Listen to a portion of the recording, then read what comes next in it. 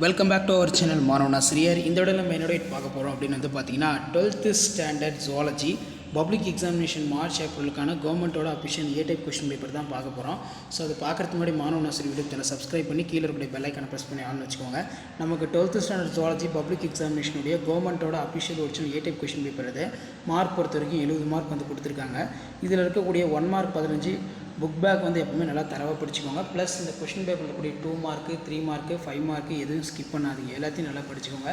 Last minute வந்து 12th standard pure science students உங்களுடைய 12th zoology public examination prepare ஆகிறதுக்கு கண்டிப்பாக இந்த கவர்மெண்ட்டோட அஃபிஷியல் ஒரிஜினல் கொஷின் பேப்பர் ரொம்ப யூஸ்ஃபுல்லாக இருக்கும்.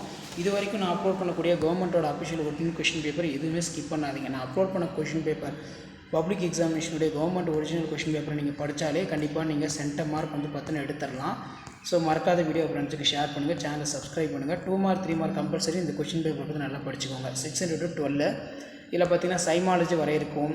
அதே மாதிரி இந்தியாவில் காணப்படும் மிகை உள்ளூர் உயிரின பகுதிகளின் பெயர்களை எழுதுக. கேரியா நுண்ணீட்சி மாதிரி ஆய்வு பற்றி குறிப்புரைக. ஹாலண்ட்ரிக் ஜீன்கள் என்பன அவை. காலாசர் என்றால் என்ன?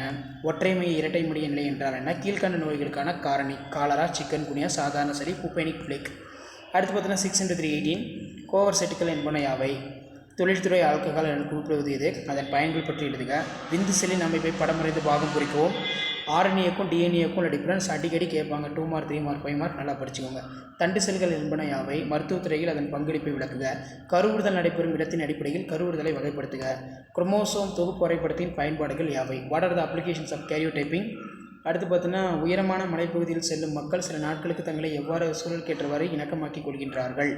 அடுத்து பார்த்தீங்கன்னா 5 × 5 மார்க் பொறுத்த வரைக்கும் அண்டர் செல்லின் அமைப்பை தகுந்த வரைபடத்துடன் விவரி.